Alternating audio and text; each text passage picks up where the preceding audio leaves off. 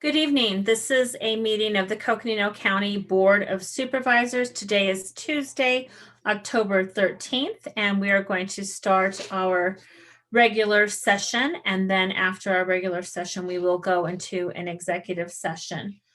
I'd like to call our meeting to order and verify that we have a quorum of the Board of Supervisors. So I will call your name, and if you please let me know if you are here. I do see some on camera. Supervisor Art Babbitt, District 1. Thank you. I'm here. Thank you. Good evening. Supervisor Parks from District 4. Present, Madam Chair. Great. Thank you. Good evening. We have two supervisors that will not be with us this evening. Supervisor Matt Ryan had a prior commitment and had notified us that he was not going to be at this meeting. It was something that was pre-planned, and so we had full knowledge of that. And Supervisor Lena Fowler, our vice chair, unfortunately is ill this evening and will not be able to join us. But we do have three of us, a quorum of the board, and I'm Liz Archuleta. I am the chairwoman of the board, and I represent District 2. So would you please, for those who are able, please stand and join us in the Pledge of Allegiance. I pledge allegiance to the flag of the United States of America and to the republic for which it stands, one nation under God, indivisible, with liberty and justice for all. Thank you. We are now at the point in our agenda where we have the call to the public. This is an opportunity for any member of the public who wishes to speak to the Board of Supervisors to do so. Each member has approximately 5 minutes to be able to bring a topic to the Board of Supervisors. We will not be able to engage in a discussion about the item because it is not noticed on our calendar and our agenda, but we certainly are welcome hearing from you, and we'll take the information under advisement. So if you wish to speak at this particular time, there are a couple of ways to do that. You can notify us either in the chat or the question answer area if you want to write in there, I wish to speak. Or there's also, I believe, a way to be able to raise a hand or indicate to us that you wish to speak. And Eric Peterson, our Public Affairs Director, can give more detail. Eric? Thank you very much, Madam Chairwoman. Welcome to all the public members who are with us tonight. If you do wish to speak this evening, the raise your hand button is down on the bottom of your screen. And then also there's a Q&A button as well. You can type in there if you wish to speak, and we'll be notified of that. Madam Chair, so you know the board members have a little different view than the attendees. So your raise your hand button is farther over in a different spot, but there is that function for those of the public who are here with us tonight. Okay, super. Thank you. Well, we'll give it a minute here and see if there's any member of the public who wishes to speak to the Board of Supervisors during the call to the public.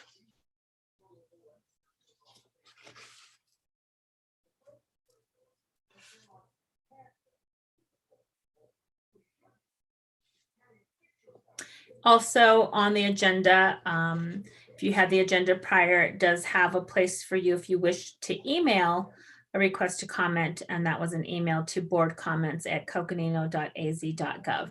So Clerk Daly, did we have any member of the public that indicated they wanted to speak or provided comments using that email?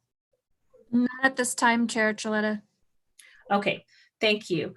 And I do not see anybody who has indicated on the meeting that they wish to speak. And so I will go ahead and close the call to the public.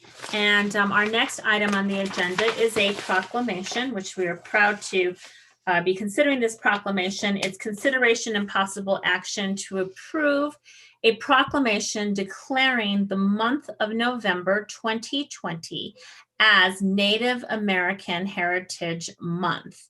And so we basically have our Human Resources Director, Erica Philpott, who is going to introduce this proclamation. And then we have some other team members from Coconino County who are going to assist in reading the proclamation.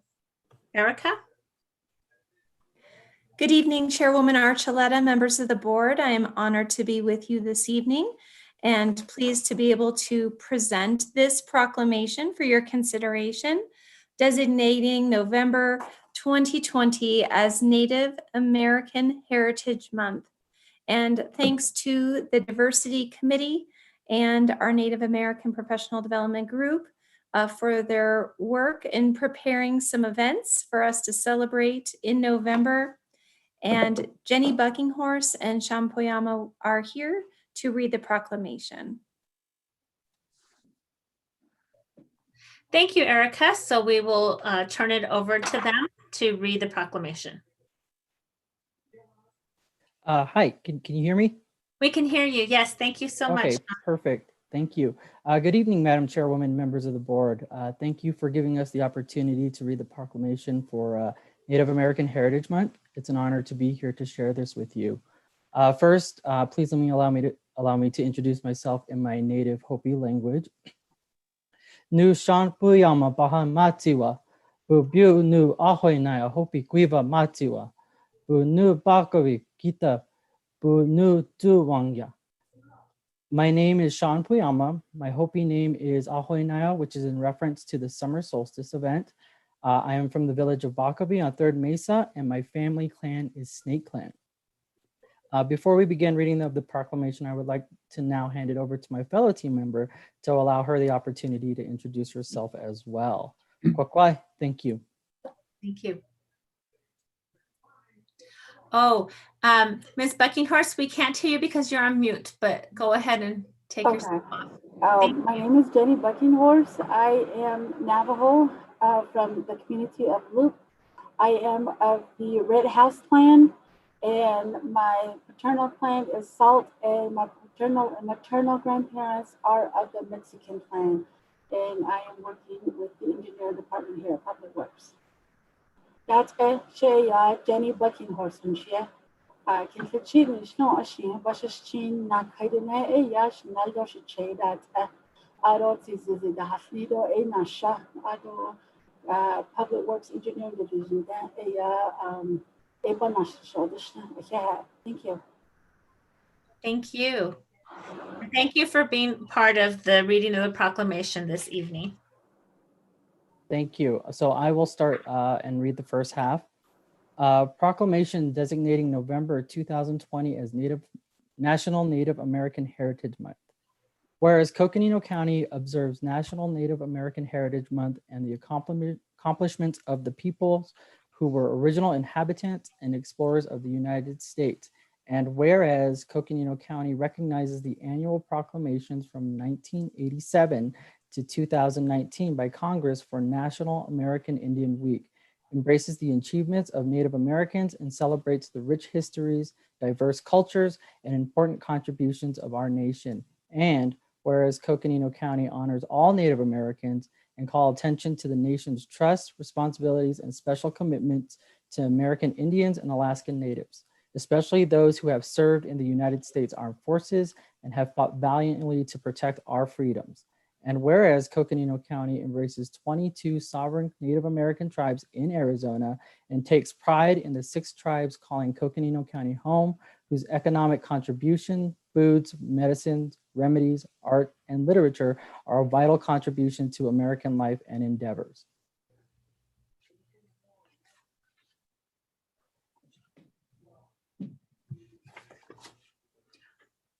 Oh, Jenny, go ahead and unmute yourself.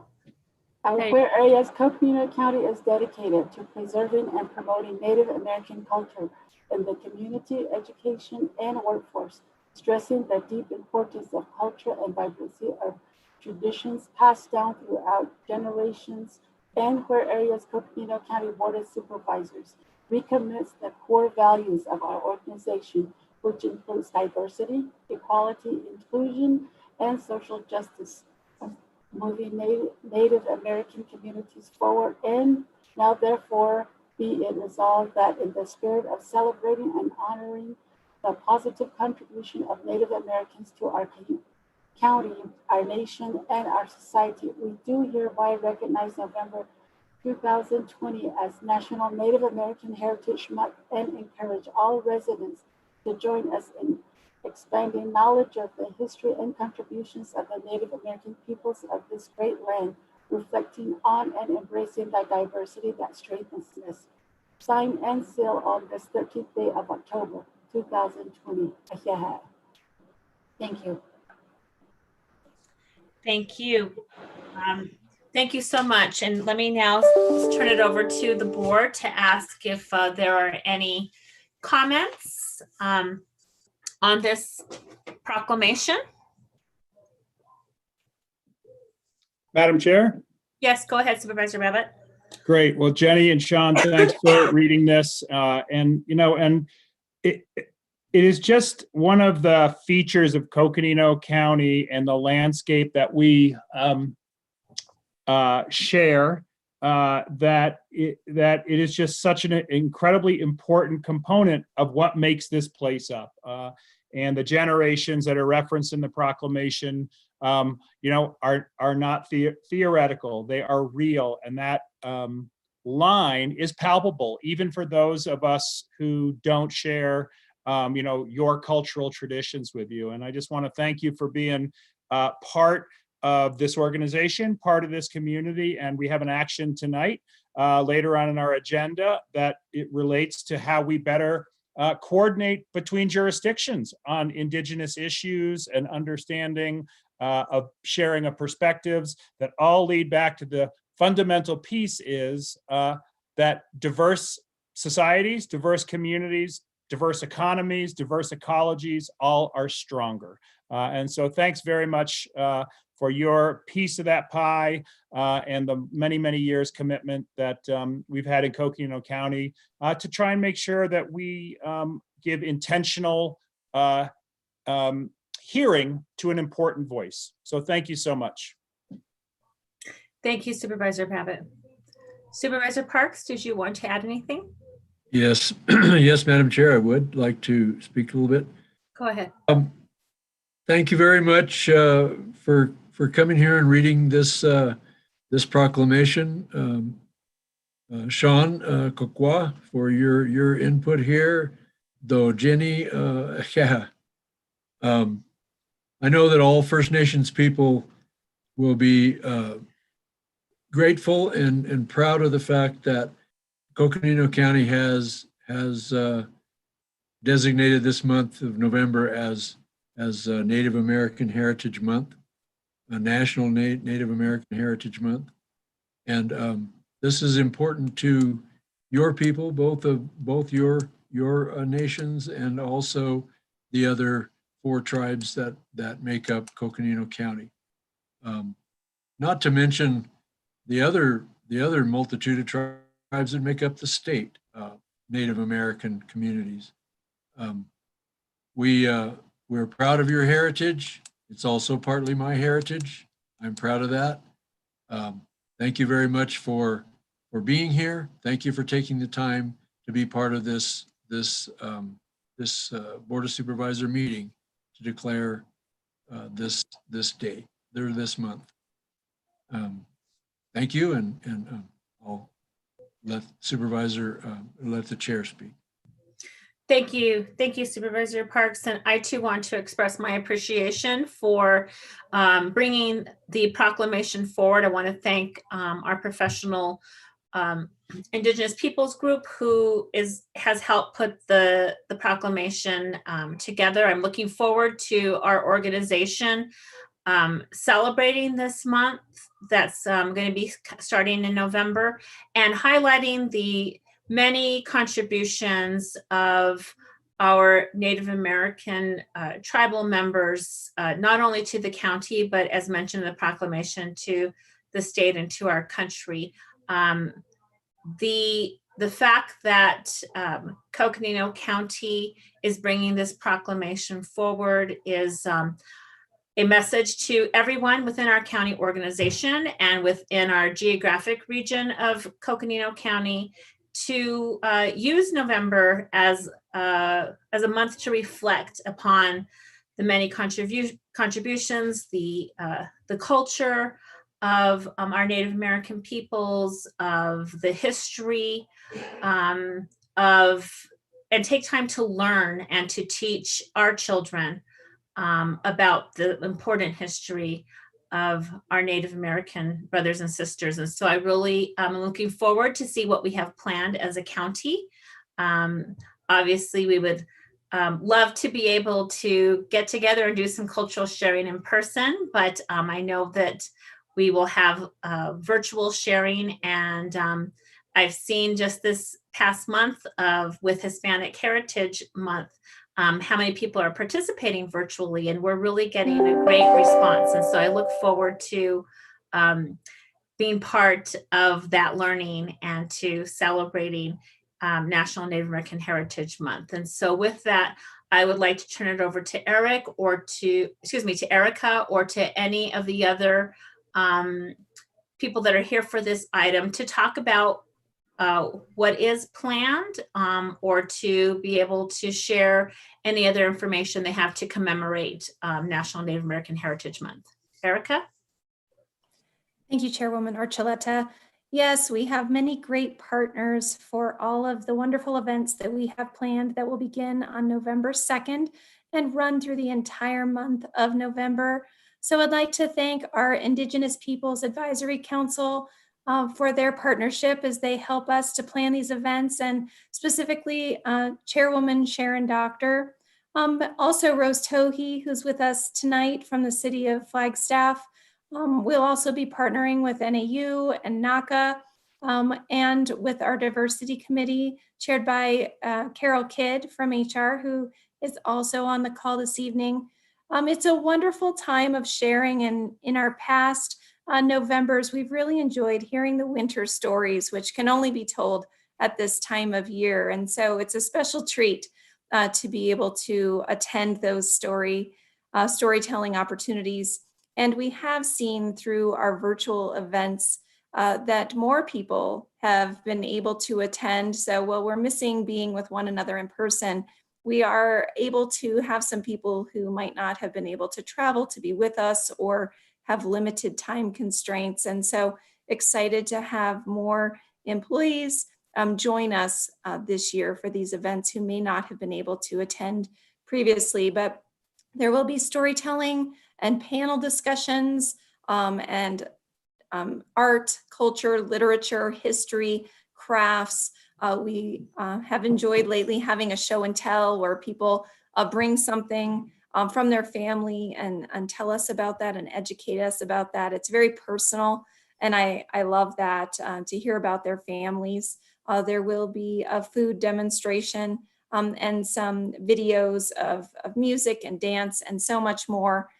So I just want to thank all of our partners who make this month such a wonderful success, so that we can all enrich ourselves in this culture, whether it's our own or whether it's not ours, and really celebrate it, learn more about it, and really celebrate diversity, equity, and inclusion that is so much a part of county values. Great. Well, thank you, Erica. Appreciate that. Does anybody else wish to speak to this item?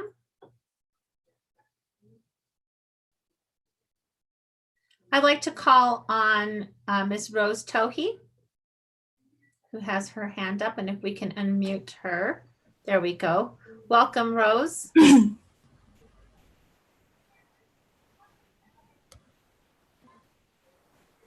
Good evening, everybody. I'll have my little sticker on over here. Good evening, everybody. Board of Supervisors and county staff. It's just so good to see all your names on here. It's just exciting to be back every now and again. But I just want to say thank you for everybody who's been working on this. And I know that I've been in contact with Carol, and as well as Sharon. We've been talking about what we'd like to have see happen over in November. So it's exciting. And I just want to also thank everybody who came to the Indigenous Peoples Day event yesterday at the city. I appreciate your attendance there as well. It seems to have been very popular. So I'm just very happy about that. Again, thank you to all the supervisors for just your unwavering support and all the things that we put in front of you for you to consider and talk about and discuss. And we're at a really good time when we have our leadership that is very involved in the things that we put forward. And I'm just so happy about that, and very happy to be to be a part of that. And so I just want to say thank you again this evening.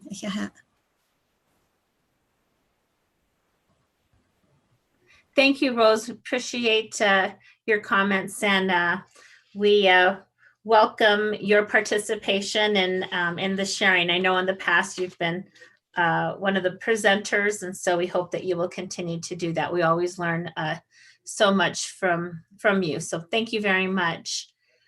Okay, board, I think we're ready for a motion and a second on this item. Madam Go ahead, Supervisor Parks.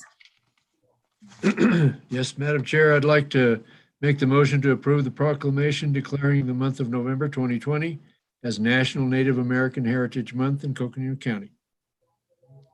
Second that. Okay, there's a motion and a second. All in favor, please say aye. Aye. Aye. Those opposed, please say nay. Passes unanimously. All right, thank you so much. We are now going to go to our Board of Supervisors consent agenda. This is an agenda where we vote on and consider and vote on several items all at once in one single motion. And this is because they are administrative in nature, or we may have had a session on them in the past, and now it's coming to a vote. So we have items for our consent agenda. We have items 2 through item number 17. And is there any member of the board who wishes to remove an item to be able to make a comment or to have a question? Okay. Hearing none, then is there a motion to approve the Board of Supervisors consent agenda items 2 through 17?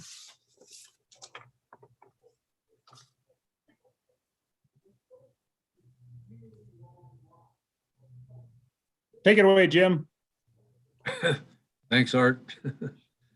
Madam Chair, I would make the motion to approve the consent agenda as written. Okay, thank you. Is there a second? And I will second that. Okay, any discussion?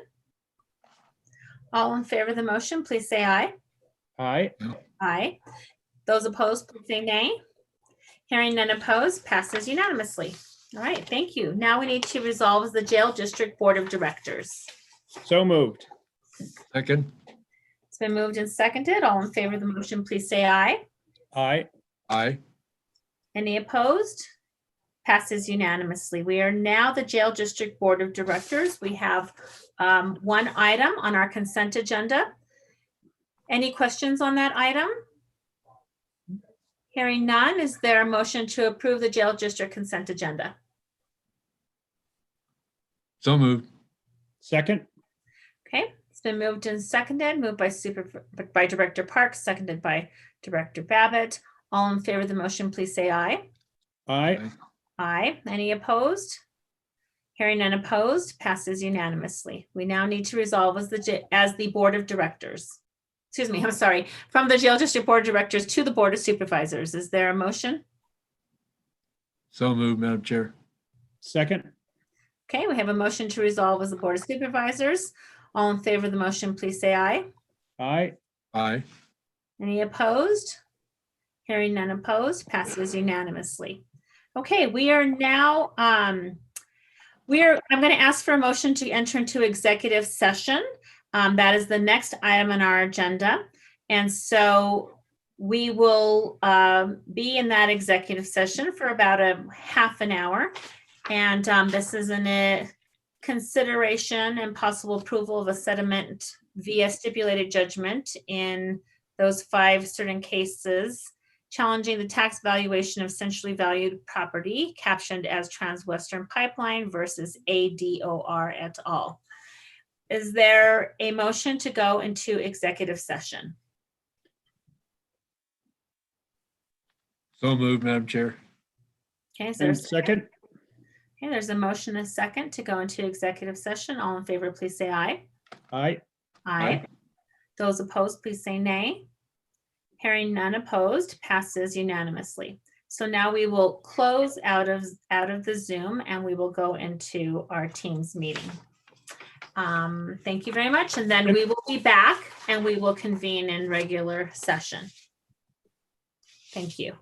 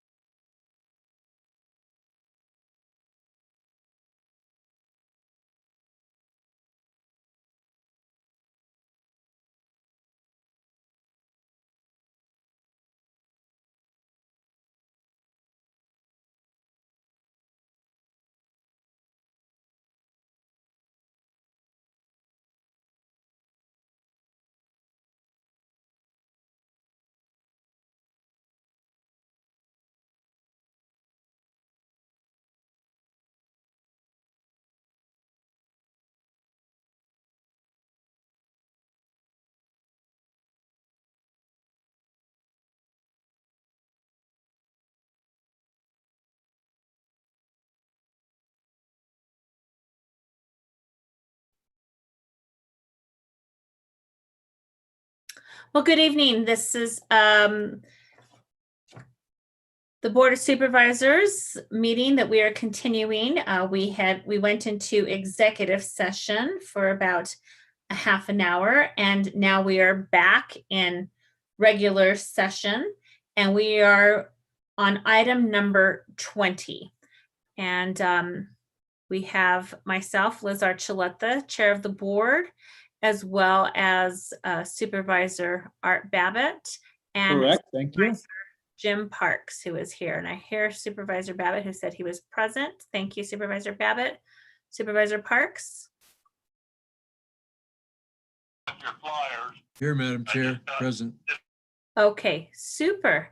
Thank you very much. That way we know there is a quorum of the board present, and we will continue with our meeting.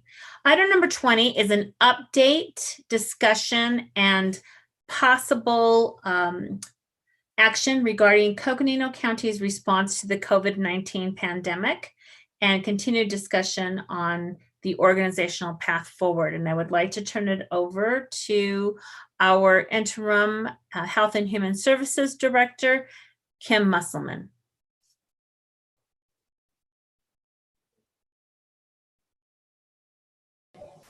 Chair Archuleta, this is Rose. I'm sorry to interrupt. I wanted to, just before we go forward with number 20, I believe item 19 actually still needs an action. It was posted, I believe, for both. Beg your pardon. Yes, I'm so sorry. Thank you very much. Certainly. I appreciate that. I had turned my page in the agenda and forgot to come back to that. So thank you very much.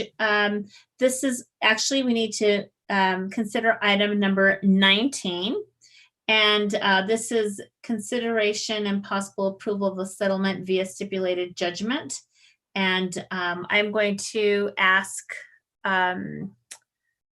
Brian Ferrua if he wanted to present this item. Thank you, Madam Chair, members of the board. This item relates to litigation that the county has been a part of together with 6 other counties and the Department of Revenue. It is proposed that we settle this litigation now. It's been ongoing since 2016. We have received an offer of settlement that commensurate with that offer of settlement are 5 stipulated judgments.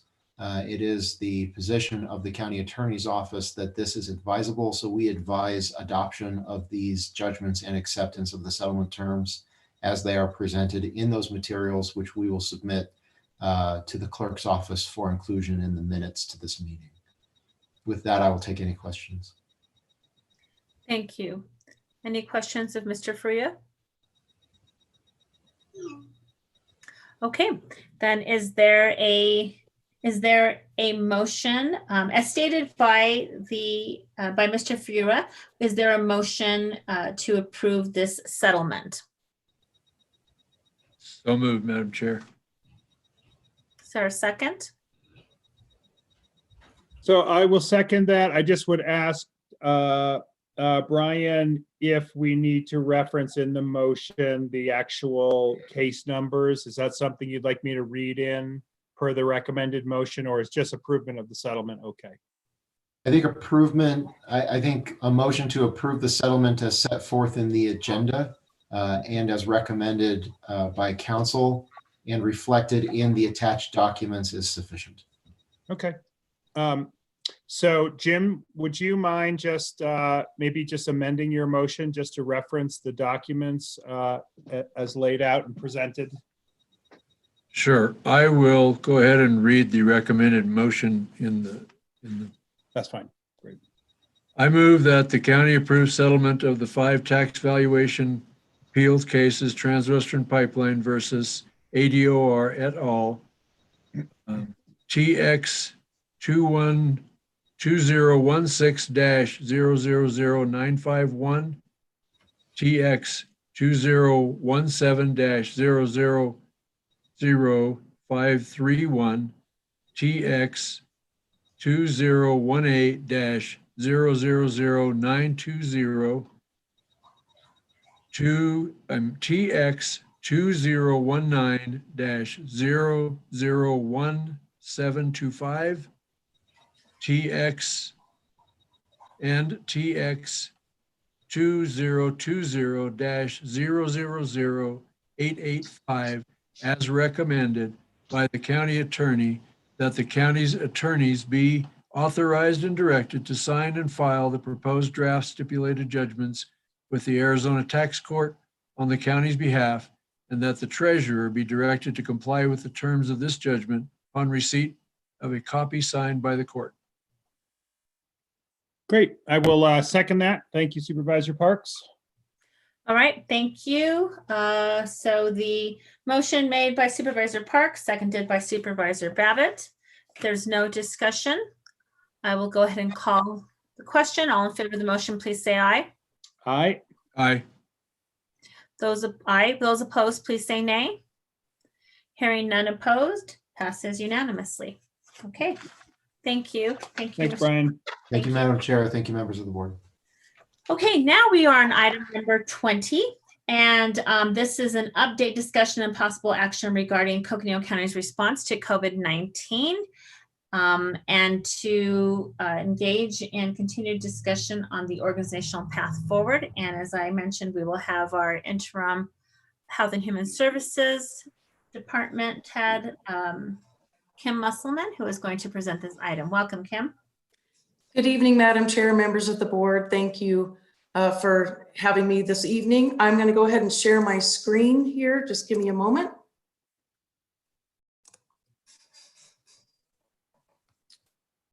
Great, we can see it. Perfect.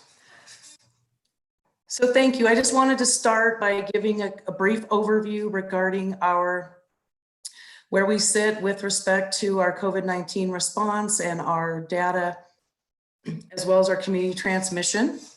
So here on the screen, you will see this was for last week's, or for the current data through October 3rd, week ending October 3rd. This was our weekly report that was published on October 9th. Coconino County has a current incident rate of 109.2 per 100,000 and a percent positivity rate of 4.4%, a COVID-like illness incident of 2.3%.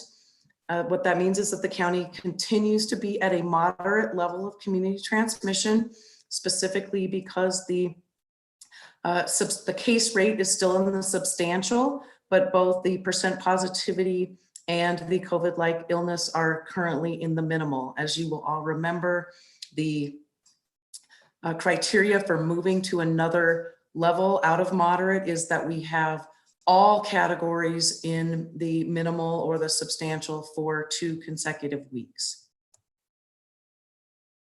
Just wanted to show you this graph also from the weekly report for the week ending 10/3. We did see a significant decrease, about 45% decrease from September 26th week ending. We still have 109 cases per 100,000.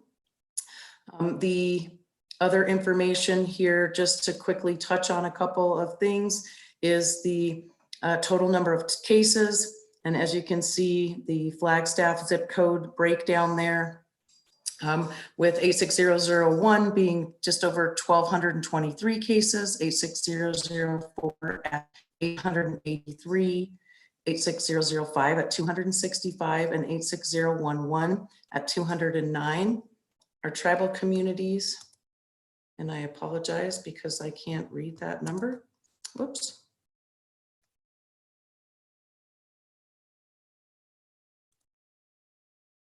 Thank you. Thank you. My other screen is covering it and I don't know how to move.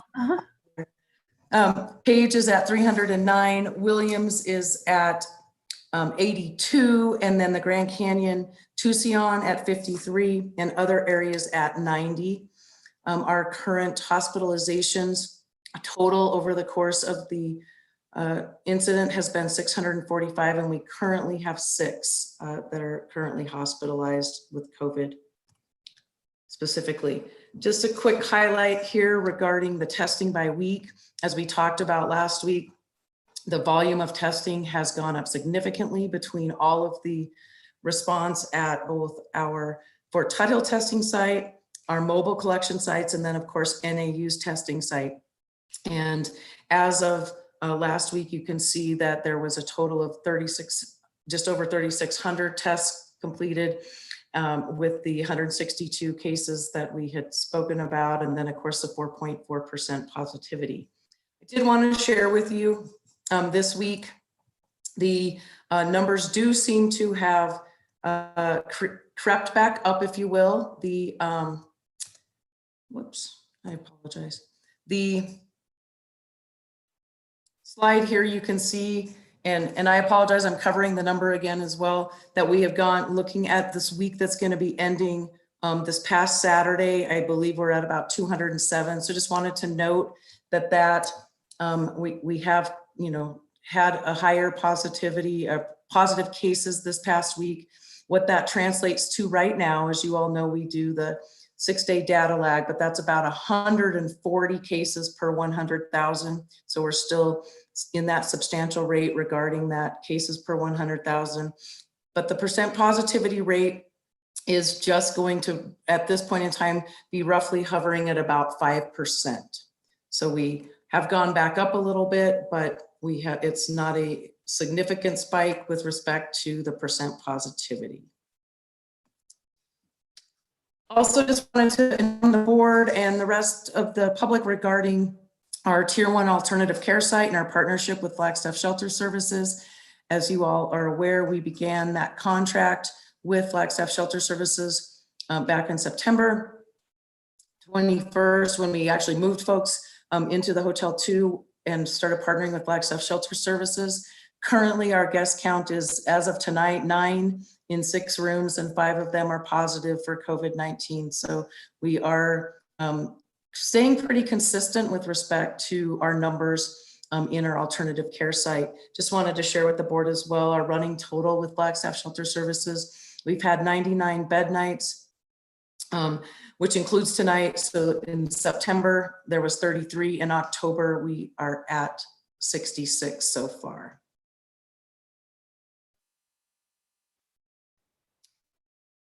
I wanted to share a couple of updates regarding our testing and also data reporting, and let the board know of some recommendations in terms of kind of transitioning a couple of the things that we've been doing. Our testing operations, we did have a meeting with ASU as well as ADHS yesterday and this morning, and we are going to continue testing operations with ASU. We have confirmed this through November 25th, which will be the Wednesday before Thanksgiving, and potentially beyond, pending the renewal of the ASU contract with ADHS. We have mentioned to you all before that we've had some data issues and some data transfer issues that we are working through. Things are getting better. They have made some adjustments with respect to phone numbers and street address that we are now starting to get. There's still some ongoing discussions about making it a little easier with respect to email addresses, but we are making great headway.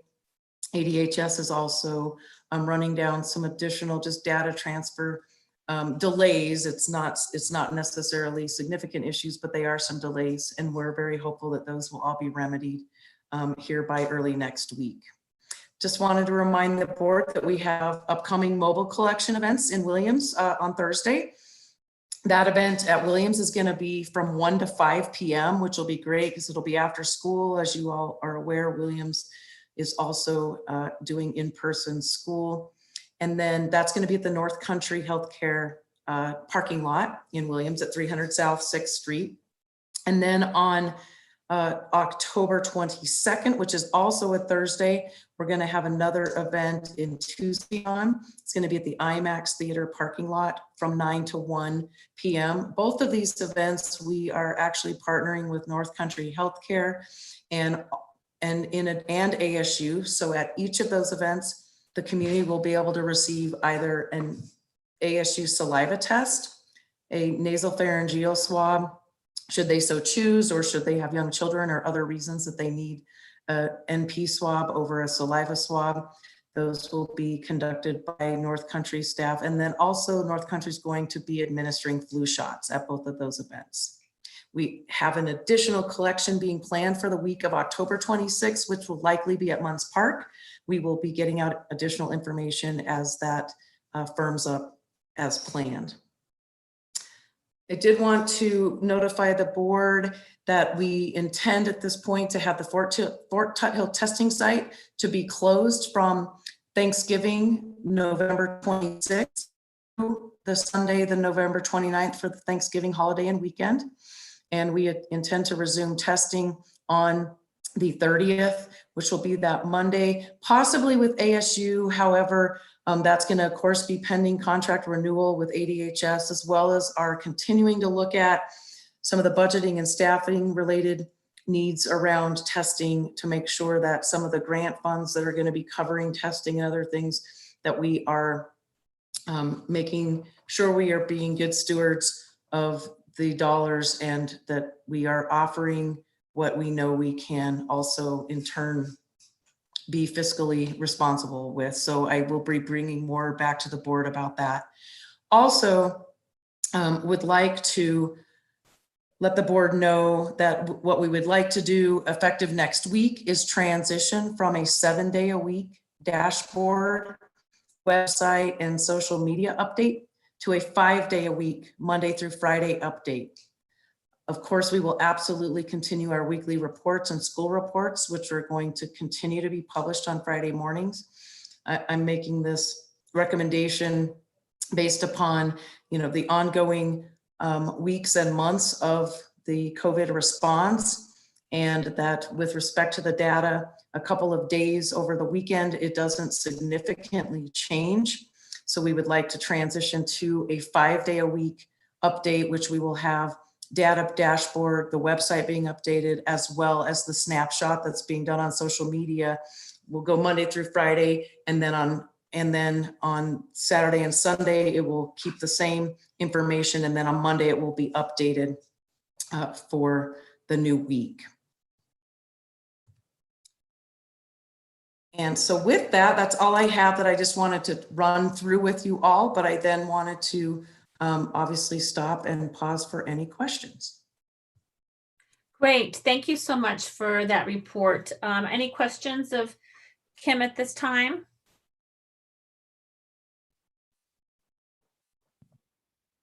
Not at this time, Madam Chair. Just appreciate all the work going in, Kim, that you and your staff are putting out to get this information out. Thank you, Supervisor Babbitt. Okay. Any other questions? All right, Kim, anything else you want to share with us? Not at this point. Thank you so much. Appreciate it. Great. Well, thank you very much, Kim. Appreciate that report, and appreciate getting the word out early about the Thanksgiving holiday, and for people to plan for that, of course. But testing, of course, is full force, and before and after. Now, yes, and we will work. Thank you, Madam Chair. We will work closely with the JIC to make sure we are messaging that information well in advance. Great. Okay. Thank you. So now we will go to item number 21. This is discussion, update, and possible direction to staff regarding the potential legislative items for the County Supervisors Association Legislative Summit, as well as any other state or federal legislation or administrative matters we need to consider. Our Director of Public Affairs, Eric Peterson, is presenting this item. Eric? Thank you, Madam Chair. My apologies. I forgot to change the agenda title to remove the legislative summit. We'll just have a brief section on that. But most of our updates tonight are federal in nature, given where things are at. So just to give you a brief update, for all of those of you who are following, obviously the confirmation hearings for Amy Coney Barrett to the Supreme Court are underway, and they are taking most of the oxygen and the political capital of the Hill into their accounts. So we're not seeing much happen this week. However, there is conversations about a federal aid package on COVID-19 relief, and that I wanted to give you an update on. simply because we reported on our Friday report through the county manager and in the text message you all received about federal aid negotiations. The president and the White House did offer a $1.8 trillion federal COVID-19 package. That was rejected Sunday by the House Speaker, Speaker Pelosi, and the Senate Republicans had demurred in much of the conversation about the price of that package. However, the Senate today, Senator McConnell has announced that they will take targeted votes on COVID-19 relief packages and just flat out has said, I dare the House Democrats this close to the election not to approve this. Those targeted packages next week will include unemployment, PPP funding, schools funding, and hospital funding, not included, obviously, is state and local funding, which is a huge piece of these negotiations. I'm not anticipating any of these packages to pass the finish line before the election and get to the president and be signed. But I just wanted to make you aware of that back and forth and where things stand. We do expect Senate action on targeted relief. In that vein, as we prepare and if the possibility ever comes about, but also just to sort of urge our delegation on some more, we are putting a letter together because at the end of this month, the federal moratorium on evictions will pass unless the the president acts, as well as, other potential funding shortfalls that could happen across many different areas that affect us, not just state and local aid. So we are putting that letter together for the chair to consider to send to the delegation. Again, continuing advocacy. Most folks are out on the campaign trail as expected, but I wanted to make you all aware of those developments on federal aid package.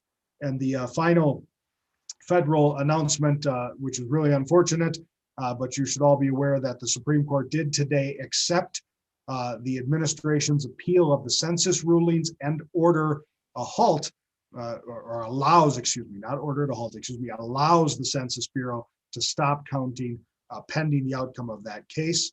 I know Director Musselman and census folks will be providing you more information, but wanted to make you aware of that. At any day now, the Census Bureau could say we are done. It is likely with the Supreme Court term that that case may not be resolved during the month of October and whatever date, simply by moving, allowing the Supreme Court allowing this case to be heard may effectively end the census here in 2020. So I'll pause there before we go to state issues and just take any questions on federal issues, Madam Chair. Thank you, Eric. Let me ask if there are any questions at this time of Eric. Eric, just and Kim can weigh in. So what is our return rate? I mean, I heard a story the other day that it's actually very, very high nationally. And where are we? What's our most latest and greatest for this part of the world? Supervisor Babbitt, great question. I know Arizona is in the mid to upper 90s in terms of its total enumeration rate, which includes the not quite the quality data we want of the self-response in the NARFU, the people who knock on the doors, the proxy answers and such. I don't have the most recent data here locally. I don't know if Kim is on or has it. I can, as we're going through the state stuff, I'll pull it up though and get it here for you. So yeah, and that's fine. Perfect. Thanks.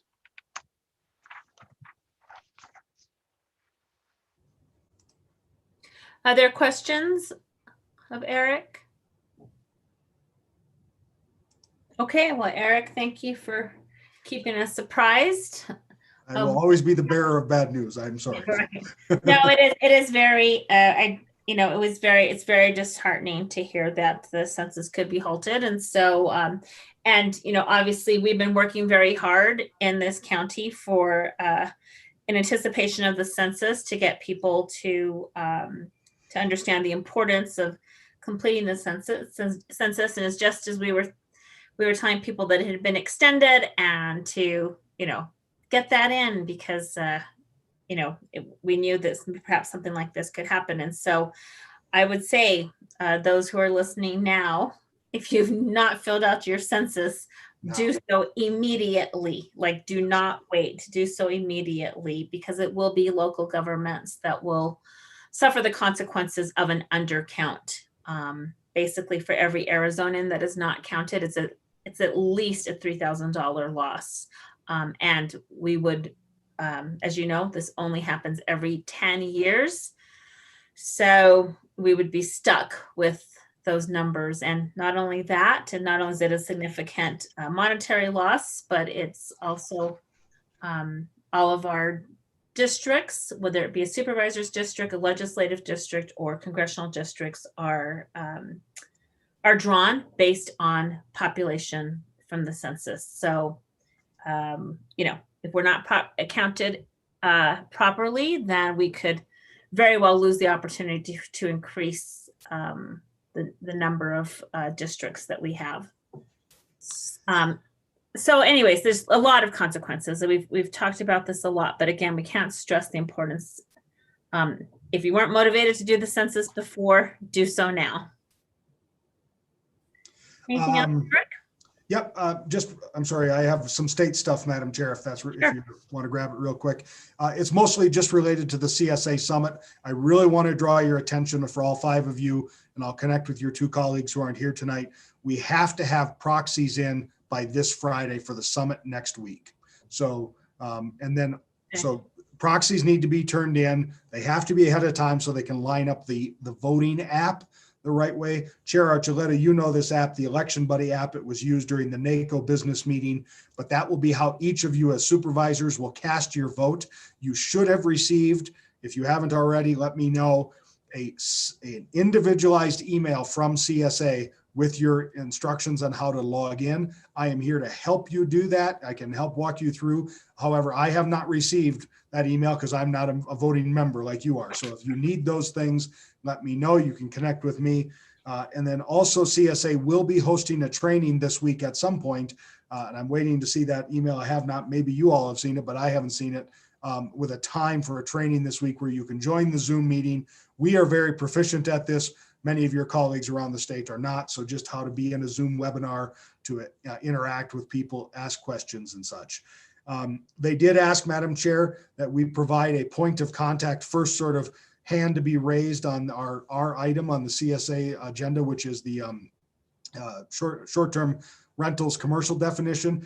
We designated Supervisor Ryan to be sort of first up to start that conversation. Obviously, any of the supervisors can talk, but they just want to know who to go to, much like our chair's agenda. So those are very important things for next week that need to be done this week or need your attention this week. If you need time with me or my team to help get that set up, we are here to help do that.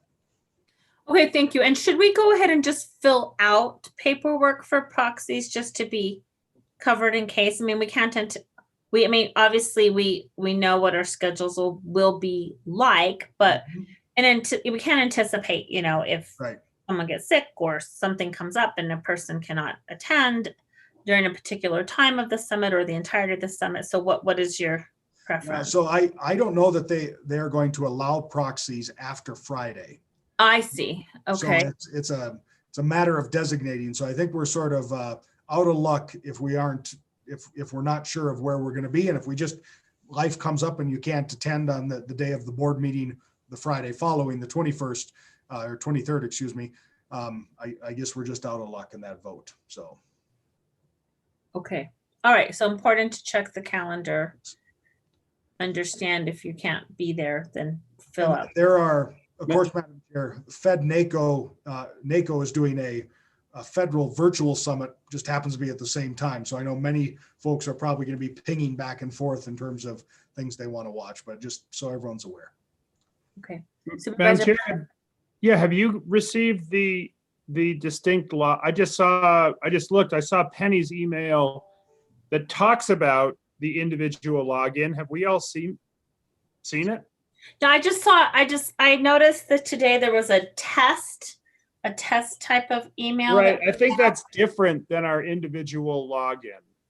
Yeah, I agree. I have not received one. Okay. All right. I just want to make sure. So Eric, can you just verify that hasn't been sent out? Well, absolutely. Yes. And I don't know if it had been. I haven't been told it had. Okay. Great. Wouldn't be on the list to get it since I'm not one of you all. So. Yeah, and I just looked at like spam or and I don't see it in there. So yeah, we should probably try to see what we need to do to get that sent to us individually. Thanks. Absolutely. Anything else on state? Madam Chair, we will have the CSA sort of an updated set of sheets for your binder ahead of the summit late this week. So you'll have them over the weekend. That's the plan, to be able to read up and have the talking points and all those things. And that way, if you have questions of me or my team, you can interact with us and we can get you answers. So, Okay, super. Thank you. thank you very much, Madam Chair. Thank you. I'm sorry for the interruption here. Well, that will happen. There are home phones. Okay, so we will move on to item number 22. This is discussion and update from the county manager regarding possible community, regional, and/or administrative matters. County Manager Jane? Thank you, Madam Chair. I want to start by saying that, and thank you to Kim Musselman for your continued diligence in many areas. Kim just sent an email from the Census Bureau that clarifies that the Census Bureau will be ending collection at midnight on October 15th. So that has just been announced. Again, it's in your email that Kim just sent out. So again, thank you, Kim, and all of you. Many of you have really participated, Chair Archuleta, board members, staff, in various aspects of this process over an extended period of time, as the chair had mentioned earlier, in partnership with the city of Flagstaff and our communities throughout the county. So I think we have put a valiant effort forward. We thought we had a couple more weeks, and I know Kim was working with Greg and the team on plans, and obviously life changes. And so again, it'll end on midnight on the 15th. But thanks again, Kim. Madam Chair, I just wanted to say that I had the privilege of spending yesterday in Page, had an amazing day with our team in that region. I stopped and visited with our Health and Human Services team there at our office, our adult probation team, and also had a great visit and a brief tour through at the sheriff's office. Had a chance to visit with Lieutenant Cutchins and a couple of our deputies and 3 of our DOs there, and just had a great conversation. All of them expressed thanks to the board and the county for the support that you all have given this organization through this time and the challenges that they're facing. And I heard stories about being thankful for flexibility of being able to home to take care of kids and schooling, the things that you're all aware of, but they all were very grateful. Again, throughout our team in the Page region, I did have a chance to spend some quality time with the city manager as well. And throughout, the visits I did to HHS and adult probation and the sheriff's office, I heard many examples of partnership, and that they all were thankful with the partnership that we have with the city of Page that seems to be stronger than it has been in some time in various different aspects, census being one of them, but especially in the public health space and coordinating with shots and testing and things and leveraging their social media and just the way it should be. This is what we should be doing at the local government level, working together to serve people and communities. So, Madam Chair, I just wanted to say that it was a great day, and Supervisor Fowler and I are planning on going to Tuba City mid-November and spending some time there. You all did approve one of the contracts for construction management today for the Page Sheriff's Office expansion. The contract had already been approved. Lieutenant Cutchins did tell me that they anticipate groundbreaking in the next few weeks. So he didn't have exact dates or details, but that project is moving forward, and that team at the Sheriff's Office in Page is super excited about that, and it is desperately needed. You all have seen that building, and it's needed, including indoor sally port, et cetera. Madam Chair, I just want to remind you that there is no BOS meeting next week. The CSA Summit, as Eric has talked about, October 21st to the 23rd. So our next regular scheduled board meeting will be on October 27th. And Madam Chair, we do plan to start that meeting at 9 a.m., but finish at noon. So start an hour earlier, but do a half day. So, Madam Chair, that's what I had for you all this evening. Great, thank you. Any questions of County Manager Jane? Okay, great. Well, I'm so glad. Thank you for the report from Paige. I'm glad that you were able to visit with so many yesterday and Paige, and great to have that personal connection and to make sure that everybody during this time when we're connected just by technology, it's great for them to be able to see the county manager and know that we're all one county family regardless of the distance. And so thank you for doing that. Thank you. Okay, so now we will go to our last item. This is item number 23. This is a roundtable. This is an opportunity for any member of the board, if they have something they would like to bring up, then they can do it at this time. And so you can provide some information, or you can pass, whatever you prefer. Supervisor Babbitt? Yes, thank you, Madam Chair. Just a couple of quick things.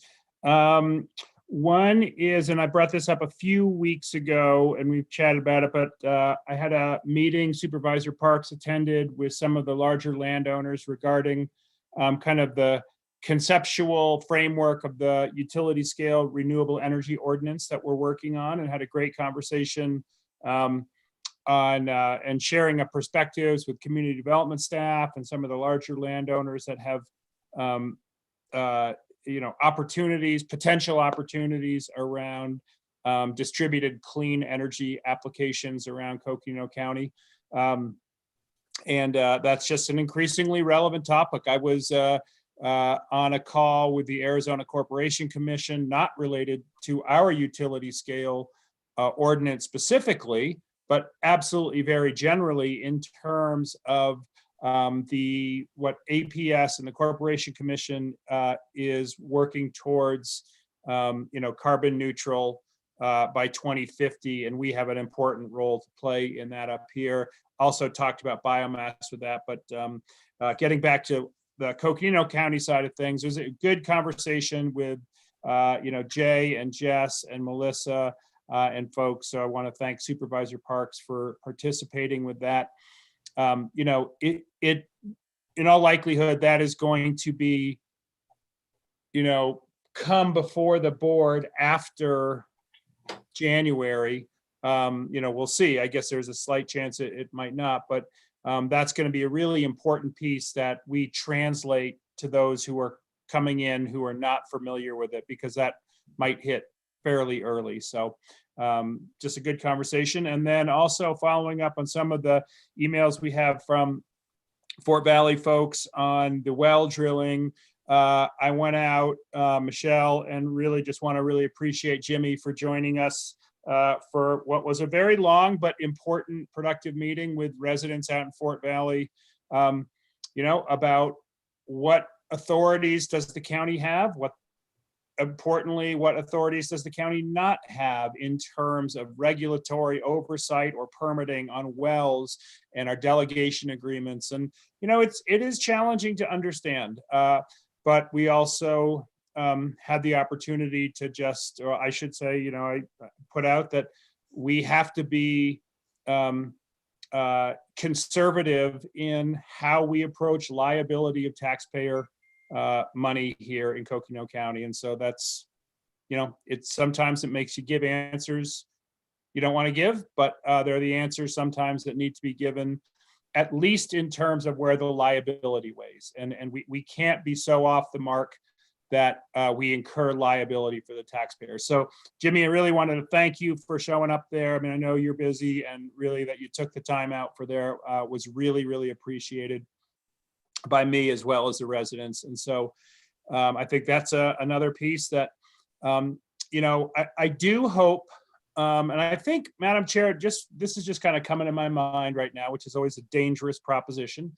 But it might be an interesting handoff piece conversation for the board to have just briefly, and we can do it in roundtable, but what are the things that those of us who are leaving think are important conversations to keep on the radar for the people who are following behind us, but also those. And water adequacy at the subdivision level is one of those that I really think, nothing comes for free, but I really think that that is just an important piece for us not to lose sight of. We are just, we are in hydrological uncertainty across this landscape and across the Southwest. So anyway, that's just a thought. Maybe there's something we could have a little conversation with right at the end that allows, just perspectives on emerging conversations of interest, I think. So with that, that's all I have. Been super, super busy. It's going to start slowing down for me on some of the other pieces I'm engaged in. And I'm sure happy about that. And just appreciate all the, staff. I've had some interaction with some public works folks just out in the community. And boy, do we have people who work hard and are so appreciated for the work they do. So really, really just want to pass that anecdotally on to the whole organization. Thanks. Great. Thank you, Supervisor Babbitt. And I will adjust a little bit about that, about kind of sharing with the next folks who will be in office. I have put some thought into that. And so during my chair's report, I definitely will talk a little bit about that. Supervisor Parks, anything you would like to share? Well, thank you, Madam Chair. The only thing that I really want to emphasize is that we are getting more and more complaints about these razors, ATVs, UTVs in the woods. They're erratic. They're allowing their children to drive these machines that they have no idea how to operate. We have terrible problems. We've gone through all that before, but it's all increasing. The folks down in Clear Creek Pines Unit 2 have been very vocal here lately because they're having an awful problem with it because they live in close proximity to Happy Jack Lodge, which is where a lot of those people stay. Now Happy Jack Lodge wants to expand their operation so that they have more places for these people to stay. And the folks down there in Blue Ridge and Happy Jack are just beside themselves with the dust, the trespassing, the trash, the rudeness of a lot of these people. So that's the one thing that I wanted to state. I also just wanted to touch on one other thing. Our Parks and Rec Commission has gone through the Turf Paradise proposal for horse racing at the Fort Tuthill Fairgrounds, and they have unanimously recommended that the Board of Supervisors further engage Turf Paradise as a public-private partner in offering horse racing at Fort Tuthill. That has been put on the agenda for November 17th, so we will get to go over it. Jimmy suggested that I talk to each one of the board members individually before that happens, so I will attempt to get a hold of you within the next few days, and all of you, and see what your feelings are on this proposal. Have you and Chair Archuleta, have you received the proposal evaluation and recommendation email? That does not sound familiar to me, Okay. but I can let you know tomorrow. I don't think I've come across that in written or email, in like a hard copy or email form. Is it email or is it a hard copy? Well, it's an email. I printed it off, but Okay. it's an email. Okay, well, I'll look through it and see. I'll look Okay. through my box, but I don't recall. I can send it to you if you haven't got it. Okay, sure. Why don't you do that? That'd be great. Okay. I'll send it to you too, Art. Chair, I do it again. I have it. I have not seen it if it's been revised since the planning and zoning piece, but that's fine. Okay, Thank you. all right. You bet. Thank you, guys. That's all I have. Okay, thank you so much, Supervisor Parks. So let me share a little bit from District 2, and then I'll talk a little bit about some things as chair of the board, and then I know Jimmy wanted to update us on one other thing. So right now we have a survey that is going out to the Donny Park Timberline Fernwood residents. As you know, we're engaged in the Donny Park Timberline Fernwood area plan revision, and the group of residents that have been meeting on that have been very diligent at work. And so they are now ready to go out and get input from the broader residents of the area. And so there is a survey, there is a link to the survey to do the survey electronically. But for those who don't have access to the survey electronically, there is a hard copy survey, and just wanted to let everyone know that that can be picked up at the fire station in Timberline, at the fire station on Firehouse Lane. If you want to get a hard copy of it. I also have a copy that I can send out to folks if they need a copy. I had one resident let me know today that she needed to have one mailed to her. So anyways, that's great to be able to get input from now the larger residential community of Donny Park Timberline Fernwood on what's important, what do they value in the area that they live. At our Timberline Fernwood meeting, and Supervisor Parks, you brought this up about recreational vehicles out in the forest, and that also was brought up during our Timberline Fernwood meeting.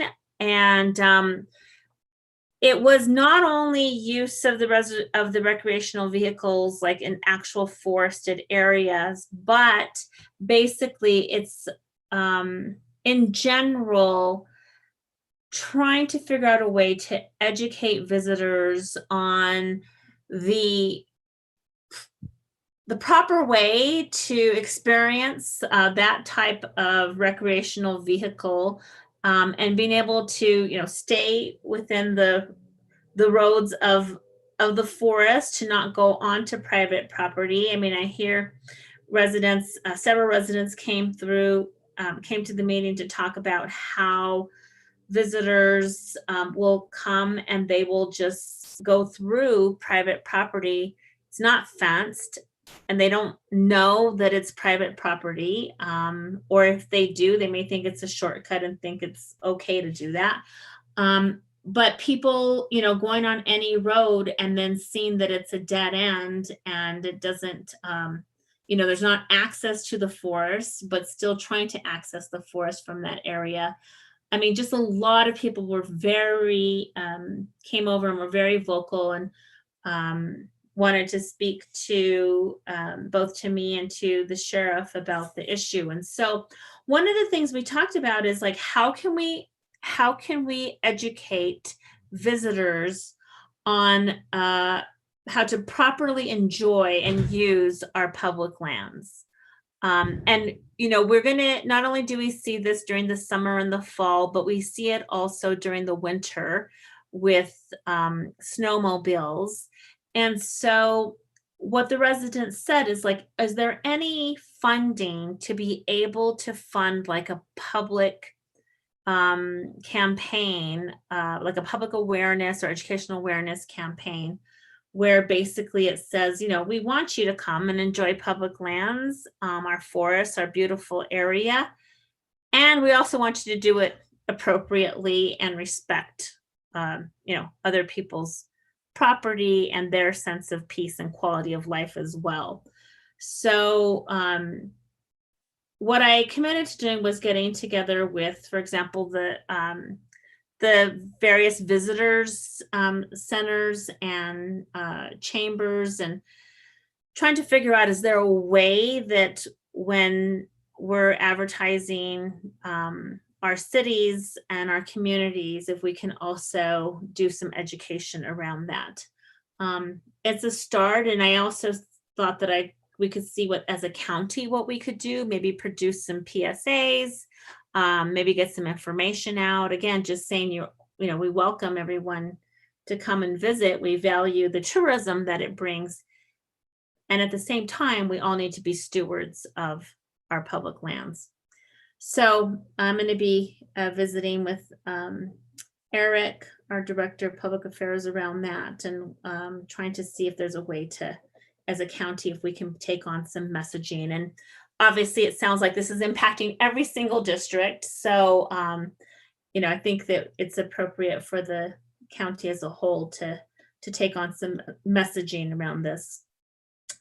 In regards to our discussions about the new year and knowing that we'll have some transitions on the board, one of the things that Jimmy and I have been talking about is an opportunity to right away begin to orient new board members to have, as soon as the election is determined, to get on their schedule some meetings. And one of those would be dedicated to, there'd be some time where there can just be conversation between this current board and members who will be comprising the new board, and talking about like some larger, some larger issues that are county issues that transcend boards, right? And so Supervisor Babbitt, I think that it would be,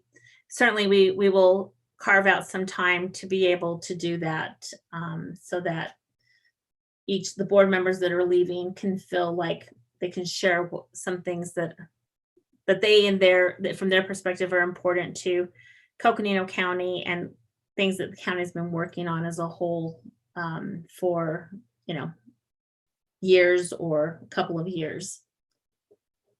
Jimmy, you want to talk about Bill Williams' mountain tour? Yeah, Madam Chair, on behalf of Supervisor Ryan and Greg Nelson in Mr. Ryan's office, just wanted to remind the board of the tour on Monday morning, the 19th at 9 a.m. You all received some detailed instructions about that, but just wanted to remind the board about, again, the tour on Monday at 9 a.m. Secondly, thank you, Rose Winkler, for forwarding that the Ninth Circuit has just ruled that the extended voter registration that had been afforded previously must end on Thursday. So again, the Ninth Circuit has decided that there cannot be, the extended voter registration will end on this Thursday. Now that is appealable, but as of right now, that is the court ruling for Thursday to cut off voter registration. So no longer 1023. Correct. It will now be. It'll now be 10:15. It'll be now 10:15. Okay. Well, people, if you haven't filled out your census and you haven't registered to vote, you literally have like 48 hours. So. And Madam Chair, if I just could, I know that Deputy County Manager Andriani had a quick follow-up, I believe, to horse racing that she wanted to share with the board, if that's appropriate. Okay, super. Thank you. Hi, Thank you, Madam Chair. Lucinda.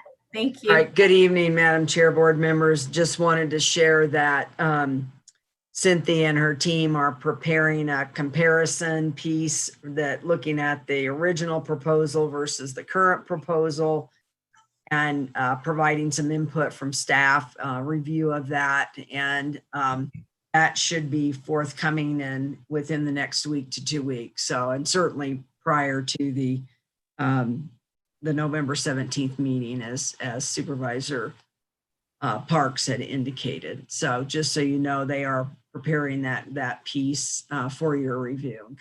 So. Great, thank you. We appreciate that. Thank you. Okay, well, if there is nothing further than this meeting, we have gone through all of our agenda items, and that concludes our meeting.